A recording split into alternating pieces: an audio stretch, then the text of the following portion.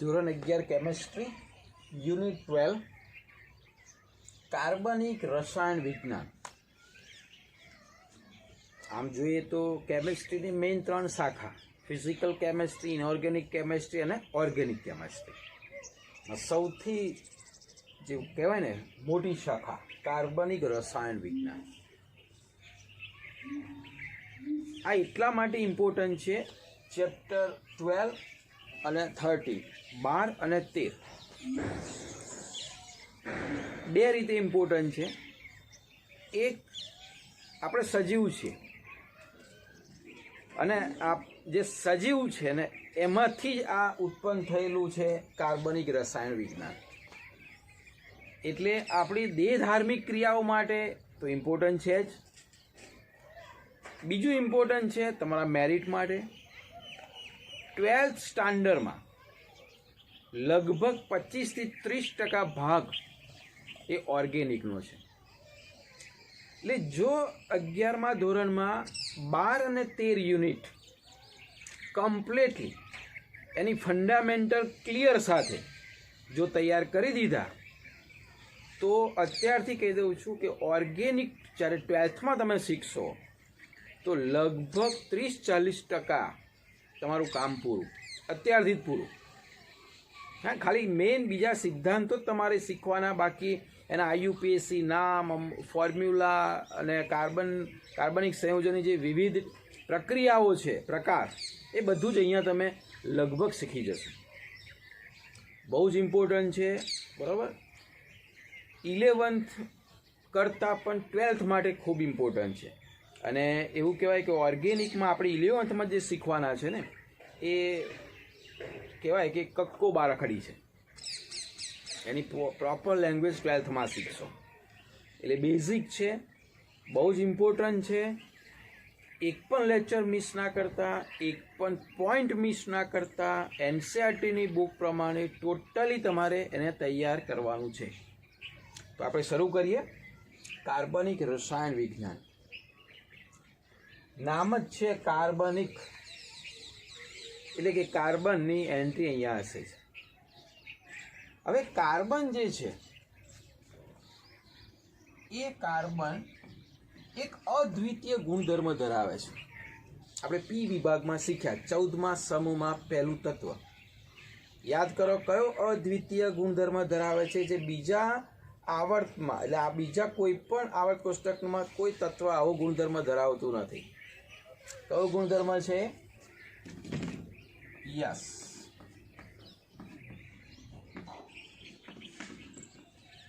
એ ગુણધર્મનું નામ છે કેટિનેશન ગુણધર્મ. કેટિનેશન ગુણધર્મમાં કાર્બનનું જ સૌથી વધારે છે, નો ડાઉટ. 14મા સમૂહમાં છે, પણ ઉતરતો ક્રમ છે. આખા આવર્ત કોષ્ટકમાં સૌથી સારો કેટિનેશનનો ગુણધર્મ કાર્બન ધરાવે છે. કેટિનેશન ફરી યાદ કરાવી દઉં. કાર્બન પોતાના જ કાર્બન સાથે, એટલે બીજા કાર્બન સાથે, એના ઉપરાંત એની નજીક આવેલા oxygen, hydrogen, sulphur, halogen, nitrogen, એમની સાથે, બરાબર, ઘણા બધા સંયોજનો બનાવે. ઘણા, અસંખ્ય કહી શકીએ તો પણ ચાલે, અસંખ્ય સંયોજનો બનાવે. આ જે જોડાવાનો ગુણધર્મ છે, બરાબર, એક એની પોતાની સાથે તો ખરા જ, પણ બીજા સાથે પણ ખરા. ઘણા વ્યક્તિઓને બે પ્રકારના હોય કે એક પોતાની સાથે મિત્રતા કરે, બીજા સાથે નહીં, એટલે એકલવયા જેને કહેવાય. બીજા કેટલાક એવા હોય કે પોતાની સાથે તો મિત્રતા કરે જ, પોતાને રિસ્પેક્ટ તો આપે જ, સમાન આપે, પણ બીજા બધાને પણ સમાન આપે, રિસ્પેક્ટ આપે, બધાની જોડેને ફાવે. હા, એવી રીતે અહીંયા કાર્બન જે છે પોતાની સાથે તો સન્માન આપે છે, પણ બીજાને પણ એટલું જ સન્માન આપે છે. એટલે એના વિશાળ સંયોજનો છે, કે ને, જેનો સ્વભાવ એકબીજા સાથે હળી મળવાનો હોય ને, એના ઘણા બધા સંબંધો હોય. એટલે અહીંયા કાર્બનના ઘણા બધા સંયોજનો મળે છે. એ બધા સંયોજનોનો જે અભ્યાસ છે, એ અભ્યાસનું એક આખું વિજ્ઞાન, તેને કહેવાય ઓર્ગેનિક કેમેસ્ટ્રી, કાર્બનિક રસાયણ વિજ્ઞાન. આના વિશે તો આપણે ડિટેલમાં શીખીએ છીએ પછી. હવે બેઝિક તમે વાત કરી દઉં તો આપણા જીવનને ટકાવી રાખવા માટે કાર્બનિક સંયોજનો અતિ મહત્વના છે. જેમ કે ડીએનએ, આનુવંશિકની જો મેઇન કારણ છે તો આપણું ડીએનએ ડીઓક્સી રિબો ન્યુક્લિક એસિડ તરીકે ઓળખાય છે. એમાં પણ કાર્બનિક સંયોજનો. પ્રોટીન, આપણા શરીરની અંદર જે પ્રોટીન છે એમાં પણ કાર્બનિક સંયોજનોનો ભાગ છે. આપણા શરીરની અંદર ઘણી બધી જૈવ રાસાયણિક ક્રિયાઓમાં કાર્બનિક સંયોજનો ભાગ ભજવે છે. એના સિવાય તમે જ્યાં પણ એવું કહે ને, એ કવિતા છે ને, જ્યાં જ્યાં મારી નજર ફરે ત્યાં ત્યાં મુખડું આપનું. કવિ છે, જ્યાં જ્યાં જુએ ને ત્યાં એના જેને પ્રેમ કરતો એનું મુખડું દેખાતું હોય. અહીંયા એવું જ છે, જ્યાં જ્યાં નજર તમારી ફરે ત્યાં ત્યાં કાર્બનિક સંયોજનો તમને જોવા મળે. એટલે એવી રીતે નહીં કે જો હું કાર્બનિક સંયોજન છું, બધામાં છે. ઉદાહરણ આપું તમને. એક તો જેટલી સજીવની રચનાઓ છે, વનસ્પતિ, પ્રાણી, પક્ષી, બધાની અંદર કાર્બનિક સંયોજનો છે. એટલે જ્યાં જ્યાં નજર ફરે ત્યાં સજીવો તો મળવાના જ છે. કપડાં, જે કંઈ કપડાં તમે જુઓ છો એ બધા જ કાર્બનિક સંયોજનની દેન છે. રંગો, જેટલા રંગો તમે જુઓ છો એમાં પણ કાર્બનિક સંયોજનની દેન છે. પ્લાસ્ટિક, તો ઠેર ઠેર પ્લાસ્ટિક, સવાર ઉઠો બ્રશથી શરૂ કરીને પેન લખો ત્યાં સુધી બધે પ્લાસ્ટિક. પોલિમર, જેને પોલિમર કહેવાય, એ પણ કાર્બનિક સંયોજનની દેન છે. દવાઓ, દવા તમે જો કેટલી બધી જ દવાઓ, મોટા ભાગની દવાઓ કાર્બનિક સંયોજનની દેન છે. તો જ્યાં જ્યાં તમે નજર કરો ને ત્યાં બધે જ કાર્બનિક સંયોજનો છે. પરંતુ તમે નવાઈ લાગશે, આશ્ચર્ય થશે. 200 વર્ષ પહેલા કાર્બનિક સંયોજનને બનાવી શકાય એવી કોઈ શક્યતા દુનિયામાં નથી. તમે થોડુંક સમજાવું ડિટેલમાં. સૌથી પહેલાં છે ને, આજથી 200 વર્ષ પહેલાં વૈજ્ઞાનિકોએ જેટલા રસાયણો છે, રસાયણને વર્ગીકૃત કરવાનો વિચાર કર્યો. તો એમણે શું કર્યું, ખનિજો લીધા. તો કે ખનિજોમાંથી જે પદાર્થો મળે ને, જેમ કે સિલ્વર છે, આયર્ન છે, એલ્યુમિનિયમ છે, આ બધા ખનિજોમાંથી મળતા પદાર્થો, એને વર્ગીકરણ કર્યું કે આ બધા ખનિજમાંથી મળે. શાકભાજી છે, વનસ્પતિ છે, એમાંથી એને કહેવાય ને વનસ્પતિજન્ય, એમાં પદાર્થો વર્ગીકૃત કર્યા. પ્રાણીજન્ય, પ્રાણીમાંથી કયા કયા મળે છે એને વર્ગીકૃત કર્યા. હવે આ થોડાક સમય ચાલ્યો આ ખેલ, પછી ખબર પડી કે આ તો કેટલાક વનસ્પતિમાંય મળે છે ને કેટલાક પ્રાણીમાંય મળે છે. એટલે પછી એ ખેલ કેન્સલ કર્યો. પછી નવો ખેલ આવ્યો કે 2 રીતે વર્ગીકૃત કરો. કેટલાક પદાર્થ માત્ર ને માત્ર સજીવમાંથી મળે ને કેટલાક પદાર્થ માત્ર ને માત્ર નિર્જીવમાંથી મળે. એટલે 2 ભાગ પાડ્યા. 2 ભાગ કેવી રીતે પાડ્યા કે જે સજીવમાંથી મળતા હતા એ બધા પદાર્થોને ડિવાઈડ કરી દો કે આ બધા કાર્બનિક પદાર્થો. નિર્જીવ વસ્તુમાંથી મળતા, એટલે કે ખડકો છે, દરિયો છે, બરાબર, માટી છે, આ બધામાંથી જે મળતા હતા એ બધાને અકાર્બનિક પદાર્થોમાં વર્ગીકૃત કર્યા. એવામાં એક સિદ્ધાંત આવ્યો, બર્જિલિયસે એક સિદ્ધાંત આપ્યો. એ સિદ્ધાંત VFT તરીકે ઓળખાયો. VFT એટલે કે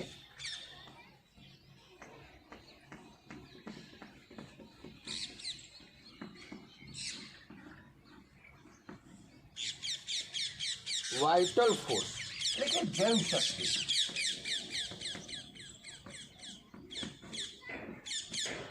એને સિદ્ધાંત આપ્યો બર્જિલિયસે કે ભાઈ જેટલા કાર્બનિક સંયોજનો છે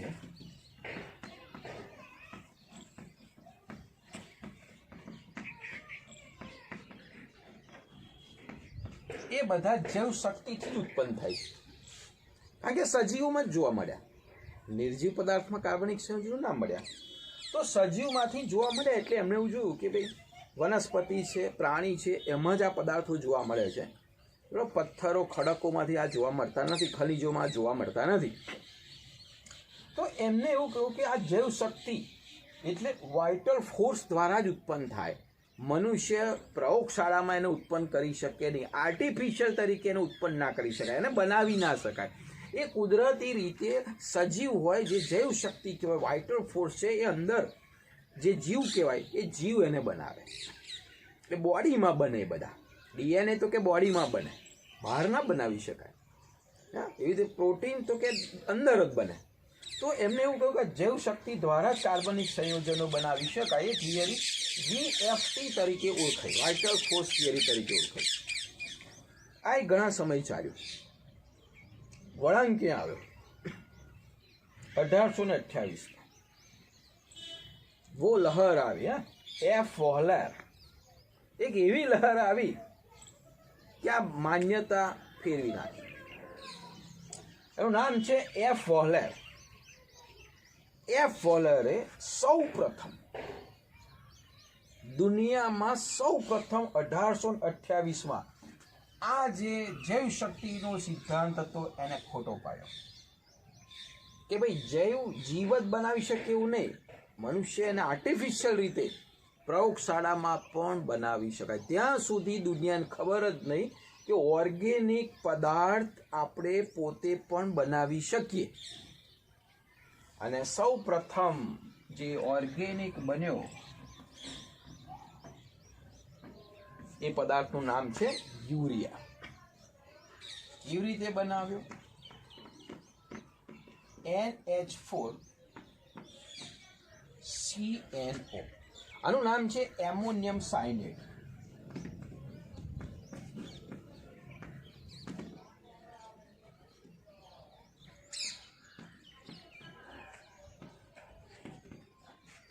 એમોનિયમ સાયનેટનું ગરમ કરીને એનું વિઘટન કરીને એમાંથી NH2CO NH2 અને પહેલો ઓર્ગેનિક પદાર્થ યુરિયા બન્યો.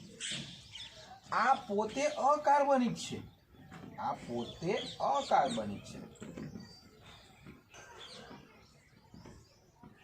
અને એમાંથી કાર્બનિક પદાર્થ બનાવ્યો.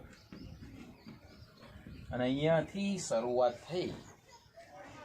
પહેલો પદાર્થ આર્ટિફિશિયલ રીતે જન્મ્યો લેબોરેટરીમાં, વો લહેર એને જન્માવ્યો. અને પછી તો દોડ શરૂ થઈ. 1845 એટલે ઘણા વર્ષો બાદ, કારણ કે જો આ ગ્રંથિ હતી ને ભાઈ, જૈવ શક્તિ વાઇટલ ફોર્સ છે, એટલે બની ના શકે આપણાથી. તો ઇમ્પોસિબલ ને પોસિબલ કર્યું. બરાબર, વોલહેરે, કોલ્બે નામનો વૈજ્ઞાનિક આવ્યો. એને 1845માં સૌ પ્રથમ CS3COOH ઓર્ગેનિક પદાર્થ બનાવ્યો, એસેટિક એસિડ. અને પછી છેક 1856માં બર્થલોટ નામના વૈજ્ઞાનિકે બનાવ્યો મિથેન. અને પછી તો રેસ શરૂ થઈ. અનબિલીવેબલ. અત્યારે હાલમાં 50 મિલિયન કાર્બનિક સંયોજનોની ભરમાર છે દુનિયામાં. અને જો અનબિલીવેબલ, જે 200 વર્ષ પહેલા ઇમ્પોસિબલ હતું કે પ્રયોગશાળામાં કાર્બનિક પદાર્થ બનાવી શકાય નહીં, એ ઇમ્પોસિબલ હતું ને, એ અત્યારે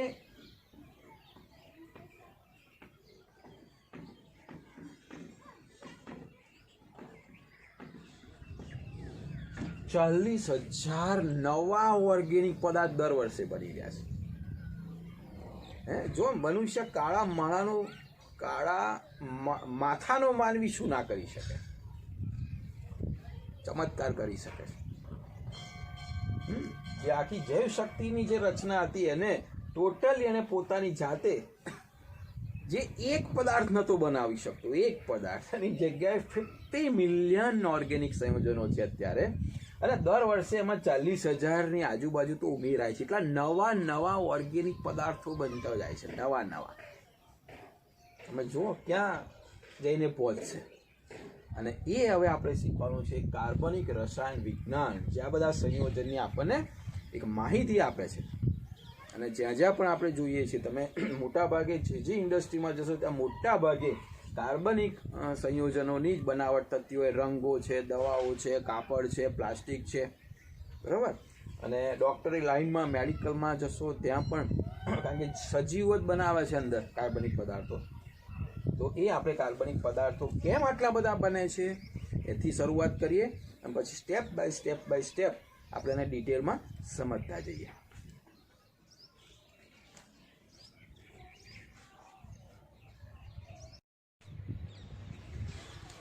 કાર્બનિક રસાયણ વિજ્ઞાનમાં આટલા બધા સંયોજનો કેમ છે? કારણ કે કાર્બનનો એક સરસ અદ્વિતીય ગુણધર્મ છે, એન્ડ ધેટ ઇઝ કેટેનેશન. તો કાર્બનની 6, હવે જનરલી અહીંયા ઉત્તેજિત અવસ્થામાં ઇલેક્ટ્રોનની રચનાની વાત કરીએ એના પહેલાં કાર્બનની સામાન્ય ઇલેક્ટ્રોન રચનાની વાત કરીએ તો 1s2, 2s2, 2px, 2py, 2pz, 1, 1, 2 ને 2 4, 5 અને 6 આપણે શીખી ગયા છે. પણ કાર્બનિક સંયોજનની શરૂઆત કરીએ તો એક વખત એને યાદ પણ કરી લઈએ. અહીંયા જો કાર્બનને કોઈની સાથે સંયોજન બનાવવું હોય તો એની પાસે રસ્તા જે છે એ આમ 2 પ્રકારના, ક્યાં તો એ આયનીય બંધ બનાવે, ક્યાં તો સહસંયોજક બંધ બનાવે. આયનીય બંધ બનાવવા માટે એને શું કરવું પડે? અષ્ટક પૂર્ણ કરવા માટે એને ખૂટતા હોય એટલા ઇલેક્ટ્રોન મેળવવા પડે, અથવા તો વધારાના ઇલેક્ટ્રોન એને દૂર કરવા પડે. તો અહીંયા બહારની કક્ષાની અંદર વાત કરીએ તો કુલ 4 ઇલેક્ટ્રોન છે. બહારની કક્ષામાં 4 ઇલેક્ટ્રોન છે, 2, 3 અને 4. અહીંયા ઇલેક્ટ્રોન નથી. એટલે એની 2 વસ્તુ થાય એની પાસે, ક્યાં તો એને 4 ઇલેક્ટ્રોન ગુમાવવા પડે, અથવા તો એને 4 ઇલેક્ટ્રોન મેળવવા પડે, કારણ કે અષ્ટક પૂર્ણ કરવાનું છે. તો 8 ક્યાં તો ગુમાવે તો અષ્ટક, એટલે અંદર નિષ્ક્રિય વાયુ જેવી રચના થઈ જાય, ક્યાં તો બીજા 4 મેળવે તો. હવે 4 ઇલેક્ટ્રોન ગુમાવે એટલે ડેલ્ટા IH ની જરૂર પડે, અહીંયા ડેલ્ટા EGH ની જરૂર પડે. 4 ગુમાવે એટલે +4 થાય, 4 મેળવે એટલે કે -4 થાય, એનો વીજભાર. હવે અહીંયા 1 ઇલેક્ટ્રોન ગુમાવે, બીજો ગુમાવે, ત્રીજો ગુમાવે, ચોથો ગુમાવે, એટલે ડેલ્ટા IH4 સુધી બધાનો સરવાળો થાય. Delta IH1, delta IH2, delta IH3. તમને ખબર છે કે એક ઇલેક્ટ્રોન ગુમાવે પછી તો ઇલેક્ટ્રોન અંદર જાય, ખૂબ શક્તિની જરૂર પડે. એટલે અહીંયા એટલી બધી ઉર્જાની જરૂર પડે છે, ખૂબ ઊંચી ઉર્જા. એટલે એ 4 ઇલેક્ટ્રોન ગુમાવવાની કેપેસિટી ધરાવતું નથી, કારણ કે એવા કોઈ સંયોજનો મળ્યા નથી કે જે આટલી બધી ઉર્જા આપે અને એને 4 ઇલેક્ટ્રોન ગુમાવીને આયનીય બંધ બનાવે. ત્યાં શું થયું? 4 એને મેળવવા પડે. હવે 1 મેળવે, ઇટ્સ ઓકે, બીજો મેળવે. હવે અહીંયા 1 મેળવી દીધો એને અહીંયા, બરાબર. હવે બીજો અહીંયા મેળવા તો પાછું અપાકર્ષણ થવાનું, ઇલેક્ટ્રોન પાછા ભેગા થવાના. તો કેટલો બધી એને એમાં પણ કેટલી બધી એનર્જીની એને એ થાય, બરાબર. એટલે એનર્જી આપવી પડે. એટલે એ આ જગ્યાએ પણ શક્ય નથી. એટલે કાર્બન શું કરે છે? બીજો રસ્તો અપનાવે કે ભાઈ આયનીય સંયોજનોમાં મારી હેસિયત નથી, કારણ કે 4 ઇલેક્ટ્રોન ગુમાવવા અથવા 4 મેળવવા એ મારી ક્ષમતાની બહાર છે. એટલે એ શું કરે છે? નથી ગુમાવતો, નથી મેળવતો, એ 4 ઇલેક્ટ્રોનની ભાગીદારી કરે છે. અને 4 ઇલેક્ટ્રોન ભાગીદારી કરીને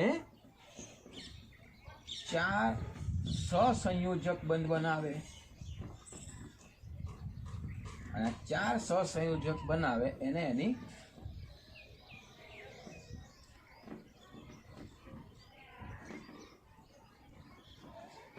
ચતુસંયોજકતા કહેવાય. અને આ ગુણધર્મને કારણે આ ભાઈનો પરિવાર ઘણો બધો વિશાળ છે, બરાબર. બેઝિક માહિતી હતી.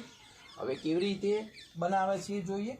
કાર્બન ઉત્તેજિત અવસ્થાની અંદર હું બહારની કક્ષામાં ઇલેક્ટ્રોન રચના લખું છું, બરાબર. તો અહીંયા 2s1 2px1 2py1 2p, અહીંયાથી એક ઇલેક્ટ્રોન ઉત્તેજિત થઈને એ ક્યાં જશે? આ જગ્યાએ 2pz થશે બહારની કક્ષામાં.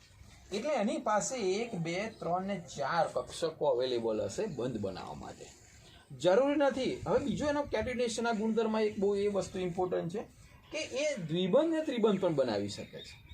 એ પણ આપણે સંકરણમાં જોયું, બરાબર.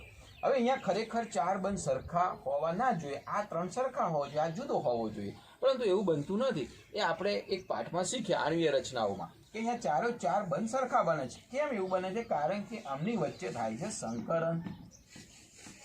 ખાલી ઇલેક્ટ્રોનની ભાગીદારી નહીં, પણ સંકર કક્ષકોમાં ઇલેક્ટ્રોનની ભાગીદારી થાય.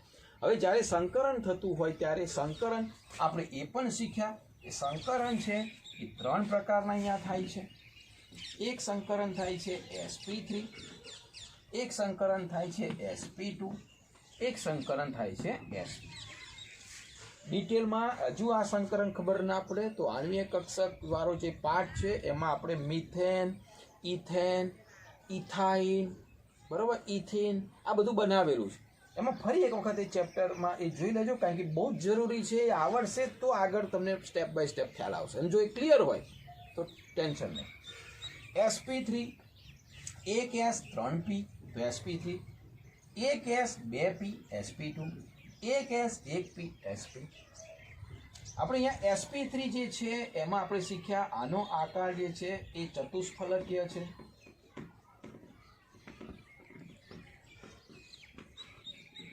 આનો આકાર ત્રિકોણીય છે, સમતલ્ય ત્રિકોણીય. આનો આકાર રેખીય છે. સંકરણ ઉપર આધાર રાખે. કાર્બનનું સંકરણ જો sp3 તો એ આકાર જે સંયોજન હોય એની સાથે કોઈ મતલબ નહીં. અંદર કાર્બન હોવું જોઈએ તો એ આકાર ચતુષ્ફલકીય હોય. sp2 હોય કાર્બન તો એ આકાર ત્રિકોણીય સમતલ્ય ત્રિકોણ હોય. અને sp હોય તો એનો આકાર રેખીય હોય. ખૂણા અને બંધ લંબાઈ જે તે વખતે મેં સમજાવેલી છે, એક વખત જોઈ લેજો, બરાબર. નોટબુકમાં પણ જોઈ લેશો તો પણ ચાલશે. ચતુષ્ફલકીય જે છે અહીંયા, તો આ જગ્યાએ જે બંધ બને છે એ બધા જ બંધ કયા પ્રકારના હોય? સિગ્મા બંધ હોય. અચ્છા, હવે તમને હું એ સમજાવું કે અહીંયા એક પ્રશ્ન એવો પૂછાય છે સિગ્મા બંધ કેટલા ને પાઈ બંધ કેટલા. તો એ પણ જોડે સમજાવું કે અહીંયા જેટલી કક્ષકો હોય ને એટલી સંખ્યા હોય, બરાબર. તો અહીંયા કક્ષકો કેટલી છે? 3 ને 1 4, એટલે 4 કક્ષકો ભાગ લે છે સંકરણમાં. 4 કક્ષકો, બરાબર. તો સિગ્મા બંધ કેટલા થશે? 4 સિગ્મા બંધ થશે. યાદ રાખજો, આ કાયમ માટે તમે યાદ રાખશો ને તો તમારે આ ટેકનિક ખાસ કામમાં આવશે. એટલે કે 3 ને 1 4 ભાગ થયા તો 4 બંધ બનવાના છે. તો 4 એ 4 સિગ્મા બંધ ફિનિશ થઈ ગયું. એટલે અહીંયા પાઈ બંધ છે જ નહીં. આ જગ્યાએ પાઈ બંધ નથી.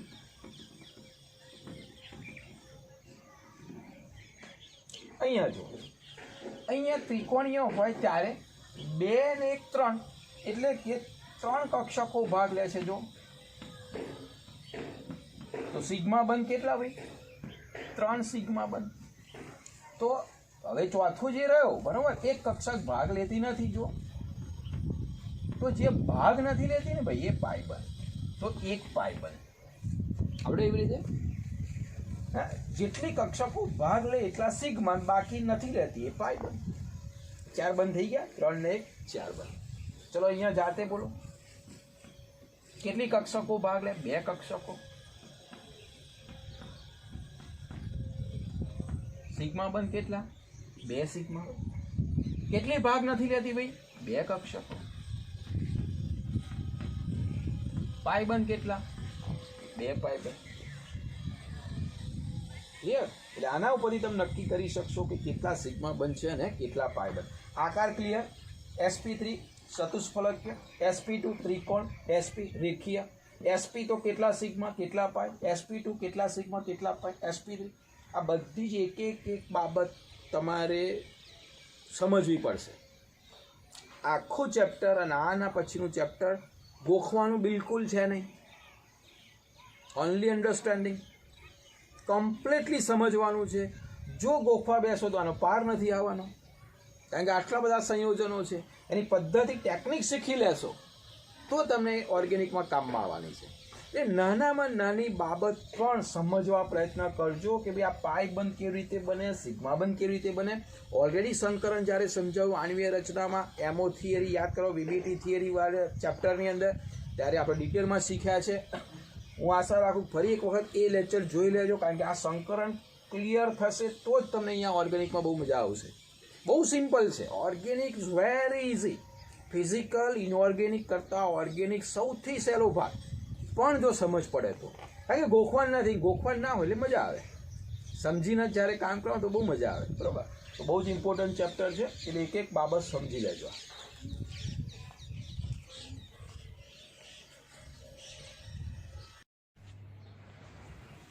ચલો 3 એક્ઝામ્પલ હું અલગ અલગ સમજાવું છું, જે એમસીક્યુમાં ખાસ વારંવાર પૂછાતા હોય છે. ચલો, એક સંયોજન અહીંયા આપેલું છે, કાર્બનિક સંયોજન. હવે આ બધાના બહુ દર્શન થશે, આવા જાત જાતના સ્ટ્રક્ચરોના, જાત જાતની ડિઝાઇનના. એને આપણે વર્ગીકૃત કરવાના છે નેક્સ્ટ લેક્ચરમાં. હવે અહીંયા પ્રશ્ન એવો છે કે ભાઈ સિગ્મા અને પાઈ બંધની સંખ્યા કેટલી છે, અને સંકરણ. આપણે 3 શીખીએ, સિગ્મા, પાઈ બંધ અને સંકરણ. ચલો, હવે આમાં જ્યારે ખબર ના પડે તો એને હું પહેલી વખત છે એટલે સ્ટ્રક્ચરનું પ્રોપરલી દોરું છું. બાકી તમારે બહુ સ્માર્ટ વર્ક કરવાનું છે. અત્યારે હું દોરું છું. જો કાર્બનની સંયોજકતા, અચ્છા, કોઈ પણ સ્ટ્રક્ચર દોરતા પહેલાં એક બહુ અગત્યની સૂચના, કાર્બનની સંયોજકતા 4 મગજમાં ફિટ કરી દો. જ્યારે પણ તમે કાર્બન દોરશો એની આજુબાજુ 4 રસ્તા હોવા જોઈએ. 2 રસ્તા ભેગા હોય ચાલશે, 3 રસ્તા ભેગા હોય ચાલે, પણ 4 રસ્તા દોરેલા હોવા જોઈએ. That means valency. Carbon has 4 valency. Okay? તો અહીંયા જોઈ લઈએ. અહીંયા પહેલો મેં કાર્બન છે, હું એને આ રીતે દોરું છું પ્રોપર રીતે. કાર્બનની આજુબાજુ 4 રસ્તા જુઓ. એક રસ્તો અહીંયા દેખાતો નથી, પરંતુ અહીંયા છે સી એચ વચ્ચે, એટલે અહીંયા સી અને એચ વચ્ચે એક રસ્તો છે. કારણ કે બંધ વગર તો આ બે ભેગા થવાના નથી, એમની વચ્ચે એક બંધ છે. હવે અહીંયા 3 રસ્તા ભેગા છે, 1, 2 અને 3, એટલે અહીંયા 1, 2 અને 3 રસ્તા ભેગા છે. એની જોડે ફરી એક સી છે, એટલે મેં ફરી અહીંયા સી દોર્યો. ચલો, આ બે સી વચ્ચે શું હશે? દેખાતો નથી પણ બનતો હશે, એટલે એક સિંગલ બંધ અહીંયા હશે, એટલે આ સી મેં દોર્યો. એની જોડે એચ છે, એટલે ઉપર કે નીચે હું તમને આ રીતે એક એચ મેં ઉપર દોર્યો. આ એચ આ સી જોડે, ફરીથી આ સી જોડે આ સી છે, એની જોડે એક એચ છે. આ સી જોડે પાછા 2 બંધ છે, એટલે અહીંયા મેં 2 બંધ દોર્યા. એની જોડે પાછું આ સી છે, એની જોડે એચ છે, એની જોડે ફરી સી છે, એની જોડે 3 એચ છે. 1, 2, 3. તો આ સ્ટ્રક્ચર મેં આપણે જોઈશું કેટલી પ્રકારે સ્ટ્રક્ચર દર્શાવી શકાય એ પણ શીખવાના છે. પણ ત્યાં પ્રશ્ન આવ્યો છે તો એ પણ લઈ લઈએ. તો આ જે છે એને મેં આ રીતે દોરીશું. ચલો, અહીંયા પણ એવી રીતે દોરી દઈએ. ચલો, અહીંયા પહેલા કાર્બન, એની જોડે એચ, પછી અહીંયા ઓ છે એટલે સાઈડમાં ઓ. હવે જોજો, અહીંયા એન છે. હવે સામાન્ય રીતે એનની વેલેન્સી 3 છે, એટલે એનની વેલેન્સીમાં 2 એચ, એટલે 1 એચ, બીજો એચ. એનની 3 વેલેન્સી પૂરી થઈ ગઈ. કાર્બનની 4 જોઈએ, 1, 2. એનો મતલબ અહીંયા એને ઓક્સિજન સાથે શું કરાયું? દ્વિબંધ કરાવ્યો. ઘણી વખત આવા ખબર ના પડે કે ઓક્સિજન જો દ્વિબંધ હશે કે ત્રિબંધ હશે. તમારે યાદ રાખવાનું, કાર્બનના 4 રસ્તા પૂરા થવા જોઈએ, 1, 2, 3 અને 4. ફિનિશ. બરાબર? તો આ રચના મેં દોરી છે. અહીંયા રચના જોઈ લો. સી, એની જોડે 2 એચ છે, 1 એચ અહીંયા લખ્યો, 1 એચ અહીંયા લખ્યો, અને 2 રસ્તા આપેલા છે ઓક્સિજન. હવે તમારે કાર્બનની ચતુસંયોજકતા પ્રમાણે એની 4 લાઈન બધે હોવી જોઈએ. જો આ કાર્બન 1, 2, 3, 4 પૂરી સંયોજકતા, આ કાર્બન 1, 2, 3, 4 એની સંયોજકતા પૂરી, આ કાર્બન 1, 2, 3, 4 એની સંયોજકતા પૂરી, 1, 2, 3, 4 આની પૂરી, 1, 2, 3, 4 આની પૂરી, 1, 2, 3, 4 ફિનિશ, 1, 2, 3, 4 ફિનિશ. હાઇડ્રોજન તો એક જ સંયોજકતા હોય, હાઇડ્રોજન કદી દ્વિબંધ બનાવવાનો નથી, રાઈટ? એટલે તમારે આ રીતે એને બોન્ડની અંદર તમારે દર્શાવવાના છે. પછી બહુ સિમ્પલ છે. હવે જુઓ, હવે એકલો બંધ હોય, એકલો. હવે એ સાઈડમાં કદાચ હું લખું, તમને ખ્યાલ આવશે કે જ્યારે પણ એક બંધ હોય ત્યારે ઓલવેઝ કયો હશે? સિગ્મા હશે. જ્યારે દ્વિબંધ હોય તો એક સિગ્મા હોય, એક પાઈ બંધ હોય. જ્યારે ત્રિબંધ હોય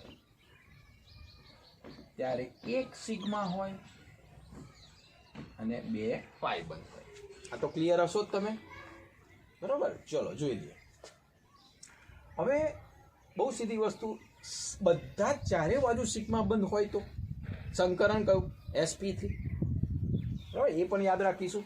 ચારે બાજુ સિગ્મા બંધ હોય, ચલો અહીંયા પણ એ પણ લખી લઈએ. 4 સિગ્મા બંધ તો એ સંકરણ કયું હોય? sp3. એક પાઈ બંધ હોય, એક પાઈ બંધ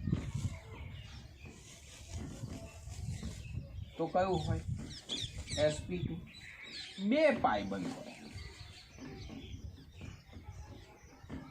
તો સંકરણ કયું? sp. એટલે તમારે કાર્બનની ચારે બાજુ પેલા રોડ જે જોયા ને વે, એમાં તમારે જો ચારો ચાર સિંગલ સિંગલ સિંગલ બંધ હોય, સિગ્મા બંધ હોય, તો એનો મતલબ એ કાર્બન કયું સંકરણ ધરાવે? sp3.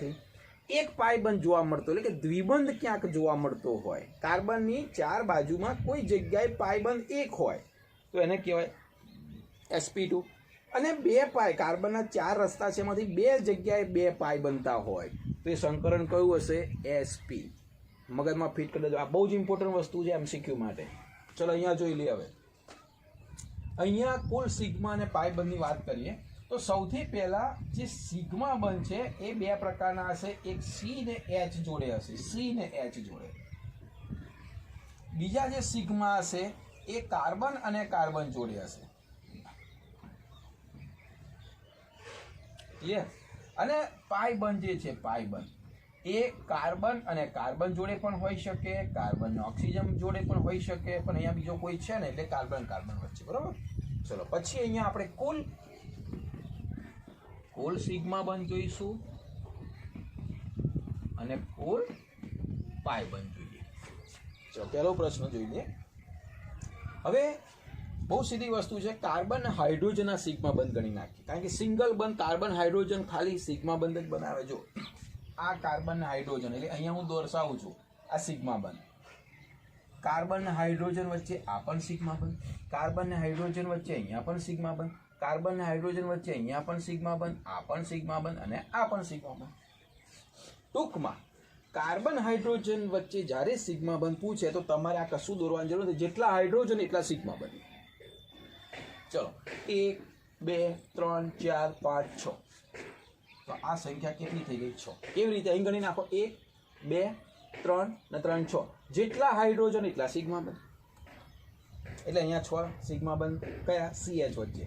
કાર્બન કાર્બન વચ્ચે જેટલા કાર્બન ને એ બે વચ્ચે એક સિગ્મા બંધ હોય, એટલે આમાં આ એક સિગ્મા બંધ, આ બીજો સિગ્મા બંધ, આ ત્રીજો સિગ્મા બંધ, આ ચોથો સિગ્મા બંધ.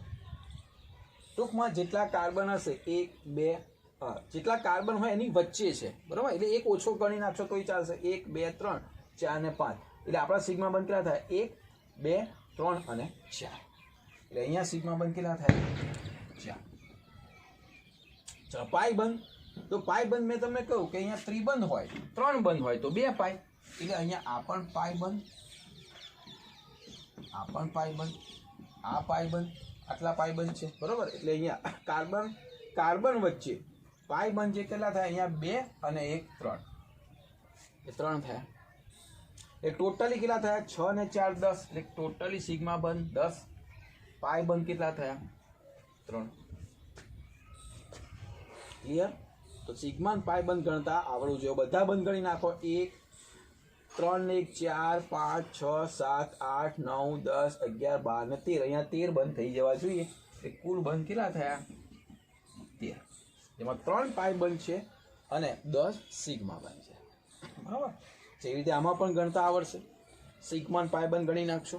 બરાબર? હવે હું આમાં ખાલી સંકરણ મારે સમજાવવું છે કે ભાઈ સંકરણ કહું તો હવે આ બધા જ કાર્બનનું મારે સંકરણ શોધવું હોય તો અહીંયા હું લખું છું સંકરણ. બરાબર? તમને ખ્યાલ આવે. જો ચલો આ કાર્બનનું સંકરણ એટલે આ કાર્બન, અહીંયા આનું સંકરણ, પછી આ કાર્બનનું શોધીએ, પછી આ કાર્બનનું શોધીએ, પછી આનું શોધીએ અને પછી આનું શોધીએ. ચલો અહીંયા કહ્યું એ પ્રમાણે કાર્બનની આજુબાજુ 2 સિગ્મા અને 2 પાઈ, એટલે કે 2 પાઈ બંધ હોય તો કાર્બનનું સંકરણ કયું હોય? sp. એટલે આ કાર્બનનું સંકરણ છે sp. ચલો આ કાર્બન લઈએ, આમાં 2 સિગ્મા અને 2 પાઈ, પાઈ બંધ ઉપર આધાર રાખે, 2 પાઈ છે એટલે આ કાર્બનનું સંકરણ પણ કયું છે? sp. આ કાર્બન 1 2 3 સિગ્મા ને 1 પાઈ, આજુબાજુના 4 રસ્તા જોવાના, 1 પાઈ sp2, એટલે આનું સંકરણ કયું થયું? sp. ચલો આ કાર્બન 1 પાઈ, એટલે આનું પણ કયું થયું? sp. આ કાર્બન 4 સિગ્મા, 4 સિગ્મા, એક પણ પાઈ નહીં, 4 સિગ્મા બને, એટલે કયું સંકરણ થયું? sp3. આ બહુ જ વખત આવા પ્રશ્ન પૂછાય છે. હા, સંકરણ તમને શોધતા આવડવું જોઈએ. જો સંકરણથી બહુ જ ઇમ્પોર્ટન્ટ વસ્તુ છે, એટલે એ તમને ખ્યાલ આવવું જોઈએ. ચલો આ બીજામાં સંકરણ શોધી નાખીએ.